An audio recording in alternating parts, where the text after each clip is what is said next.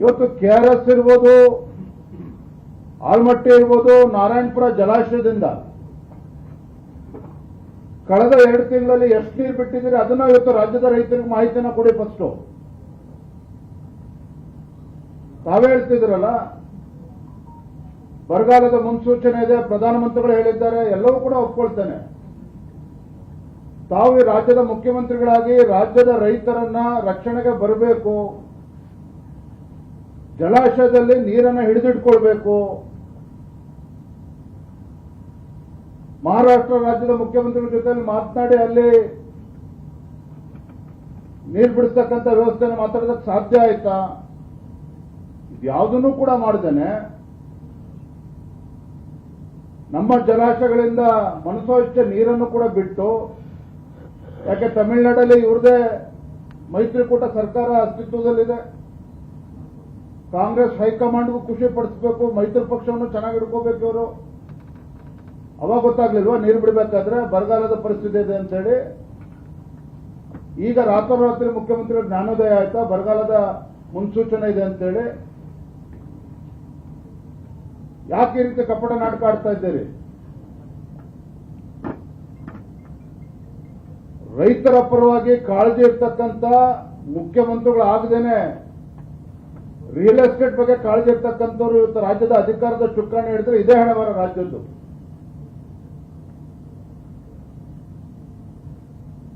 ಮಾನ್ಯ ಮುಖ್ಯಮಂತ್ರಿಗಳಿಗೆ ನಾನು ಆಗ್ರಹ ಪಡಿಸ್ತೇನೆ, ಇದ್ರ ಬಗ್ಗೆ ಗಂಭೀರವಾಗಿ ಚಿಂತನೆ ಮಾಡಿ.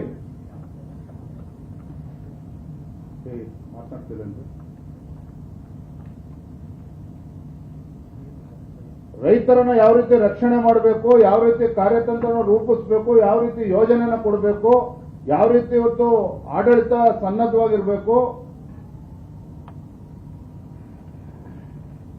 ಇದ್ಯಾವುದನ್ನು ಕೂಡ ಮಾಡಿದ್ದೇನೆ. ಕೈ ಕಟ್ಕೊಂಡು ಕೂತ್ರೆ, ರಾಜ್ಯದ ಮುಖ್ಯಮಂತ್ರಿಗಳೇ ಕೈ ಚೆಲ್ಲಿ ಕೂತ್ರೆ ರೈತರ ಪರಿಸ್ಥಿತಿ ಏನಾಗಬೇಕಾದ್ರೆ?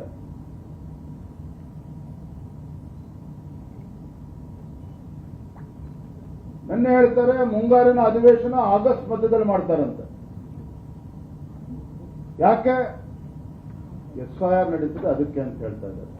ಅರೆ, ಈ ಶಾಸಕರುಗಳು ಹೋಗಿ ಮನೆ ಮನೆಗೆ ಹೋಗ್ತಿರಿಗೆ SIR ಮಾಡ್ತಾ ಇದ್ದಾರಾ? ಇಂಥ ಗಂಭೀರವಾಗಿರ್ತಕ್ಕಂಥ ಪರಿಸ್ಥಿತಿ ಸಂದರ್ಭದಲ್ಲಿ ನೀವು ಅಧಿವೇಶನ ಕೂಡ ಮುಂದೂಡಿಕೊಂಡು, ಅಧಿವೇಶನ ಮುಂದೂಡೋದಕ್ಕೆ ಕಾರಣ ಏನು ಅಂತ ಹೇಳಿದ್ರೆ ಮುಖ್ಯಮಂತ್ರಿಗಳಿಗೆ SIR ಅಲ್ಲ,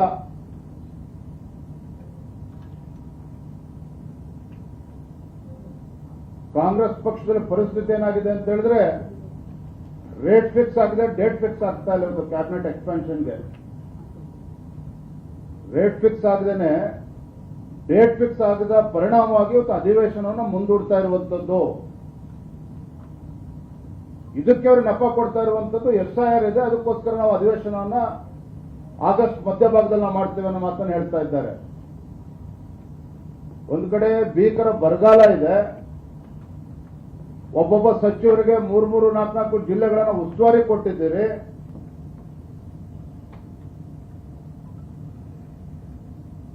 ಸಿದ್ದರಾಮಯ್ಯವರು ಮುಖ್ಯಮಂತ್ರಿಗಳಾದಾಗ ಪೂರ ಮಂತ್ರಿಮಂಡಲ ಇದ್ರೂ ಕೂಡ ನೆರೆ ಬಂದಂತ ಸಂದರ್ಭದಲ್ಲಿ ರೈತರ ಸಂಕಷ್ಟಕ್ಕೆ ಸ್ಪಂದನೆ ಮಾಡೋದಕ್ಕೆ ಸಾಧ್ಯ ಆಗಲಿಲ್ಲ.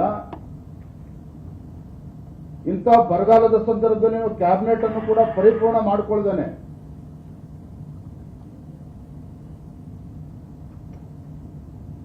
ನಿಮ್ಮ ಆಂತರಿಕ ಕಚ್ಚಾಟದಿಂದ ರೈತರು ಕೂಡ ಅನ್ಯಾಯ ಮಾಡೋದಕ್ಕೆ ಹೊರಟಿದ್ದೀರಿ. ವಾಸ್ತವಿಕ ಸತ್ಯವನ್ನ ಮರೆಮಾಚುವಂತ ಕೆಲಸ ನೀವು ಮಾಡ್ತಾ ಇದ್ದೀರಿ.